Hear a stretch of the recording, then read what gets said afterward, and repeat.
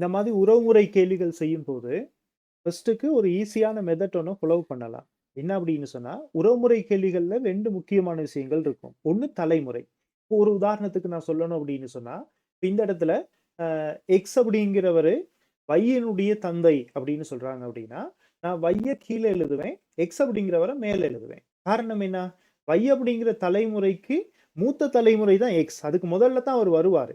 அப்ப நான் எக்ஸ மேல எழுதுவேன். வையினுடைய மருமகன் கியூ அப்படின்னு சொன்னா, அது வையிக்கு அடுத்த தலைமுறை என்ன? வையினுடைய மகன், மகனுடைய வையினுடைய மகள், மகளினுடைய கணவன் தான் அந்த இடத்துல பார்த்தீங்க அப்படின்னா, மருமகனா வரப்போறார்.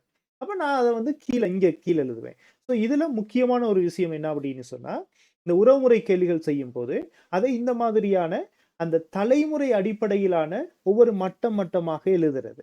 ஈஸியா நம்ம இந்த கேள்விய விளங்கிக்கவும் முடியும், ஈஸியா செய்யவும் முடியும். இது ஒரு மெத்தட். 2வது பார்த்தீங்க அப்படின்னு சொன்னா, ஆண், பெண்ண பிரிச்சு எழுதுறது. ஆண், பெண்ண பிரிச்சு எழுதுறது அப்படின்னு சொன்னா வேற ஒண்ணுமே இல்ல. உதாரணத்துக்கு ஏயும், பியும் கணவன், மனைவி அப்படின்னு சொன்னா, இப்ப நான் ஏய வந்து இப்படி எழுதுறேன், பி இப்படி எழுதுறேன்னு வச்சுக்கோங்களேன். இதுல இந்த பக்கமாக இருக்கிறது ஆண், இந்த பக்கமாக இருக்கிறது பெண் அப்படின்னு சொன்னா, நம்ம இந்த படத்துல எழுதப் போற எல்லாத்துலயுமே ஆண இந்த பக்கமாகவும், பெண்ண இந்த பக்கமாகவும் எழுதுறது. உதாரணத்துக்கு ஏயினுடைய மருமகள் கியூ அப்படின்னு சொல்றாங்க. அப்ப ஏயினுடைய மகன் அடுத்த தலைமுறை, அவருடைய வைஃப் தான் அந்த இடத்துல கியூவா வரப்போறாங்க. அப்ப நான் கியூவ வந்து இந்த பக்கமாகத்தான் எழுதுவேன். காரணம் அவங்க ஒரு பெண் அப்படிங்கிறனால. சோ இப்படி ஆண், பெண்ண ஒவ்வொரு பக்கமா தனித்தனியா எழுதுற நேரத்துல, அதுவும் உங்களுக்கு ஈஸியா விளங்கிக்க கூடியதா இருக்கும். இது ஒரு முக்கியமான விஷயம் ஒண்ணு. சோ இத பேஸ் பண்ணி தான் இத நம்ம செய்ய போறோம். ஓகேயா? சோ இதுல என்ன சொல்லியிருக்காங்க?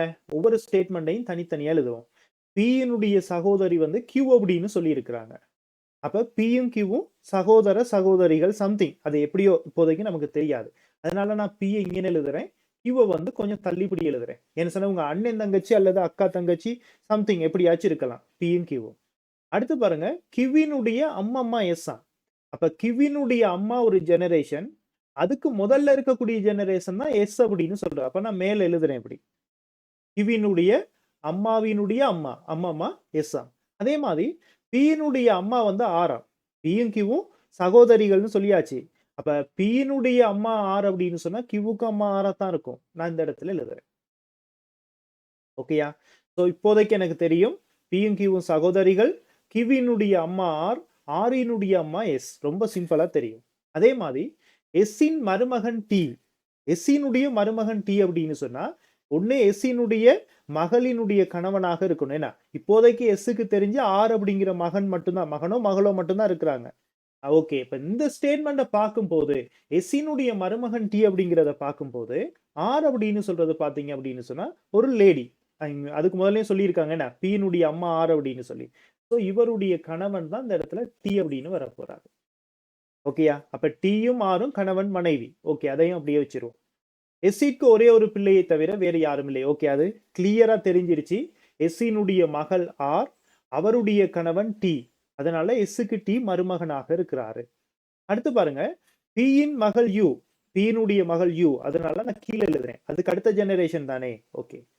யுவினுடைய அப்பா ஜி. யுவினுடைய அப்பா ஜின்னு சொல்றனால கிளியரா விளங்குது. பி-ன்னு சொல்றதும் ஒரு பெண். பி அப்படிங்கிறது பெண்ணா இருந்தா தான் அவளுடைய மகள் யு. அதே நேரத்துல யுவினுடைய தந்தை ஜியாக இருக்க முடியும். அப்ப ஜிங்கிறது தந்தை, பிங்கிறது தாய். அவங்க 2 பேரும் கணவன், மனைவி. அவங்களுடைய பிள்ளை தான் பார்த்தீங்க அப்படின்னு சொன்னா யு. சோ ரொம்ப சிம்பிளா முடிச்சாச்சு. ஓகே. யு. யுவின் அப்பா ஜியனின் ஆரிற்கு எத்தனை பெண் பிள்ளைகள்? ஓகே. ஆர்ங்கிறது இந்தா இருக்காங்க. அவங்களுக்கு எத்தனை பெண் பிள்ளைகள் அப்படின்னு கேட்கிறாங்க.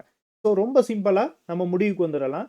பி அப்படின்னு சொல்றது ஒரு பெண் பிள்ளை தான். கன்ஃபார்மா கண்டுபிடிச்சிட்டோம். Q வந்து ஆணா, பெண்ணா அப்படிங்கிறத யோசிக்கணும். மேல கேள்வியில என்ன சொல்லியிருக்காங்க? P-யின் சகோதரி Q. அப்ப Qங்கிறது சகோதரி. அப்படின்னா அவங்களும் ஒரு பெண் பிள்ளை தான். சோ R பொறுத்த வரைக்கும் அவங்களுக்கு 2 பெண் பிள்ளைகள் இருக்கு. ஒண்ணு P, இன்னொன்னு Q. அப்ப இந்த கேள்விய பொறுத்த வரைக்கும் Rற்கு எத்தனை பெண் பிள்ளைகள் அப்படின்னு சொன்னா 2 பெண் பிள்ளைகள் இருக்கு. இவ்வளவுதான். இந்த உறவுமுறை கேள்விகள வந்து நீங்க தனியா யோசிக்கிறத விட, இந்த மாதிரி தலைமுறை தலைமுறையா எழுதி ஒரு படம் மாதிரி வரைஞ்சு, அதுல யோசிக்கும்போது ஈஸியா விளங்கிக்கவும் முடியும். எந்த சிக்கலும் இல்லாம விடைய கண்டுபிடிக்கவும் முடியும்.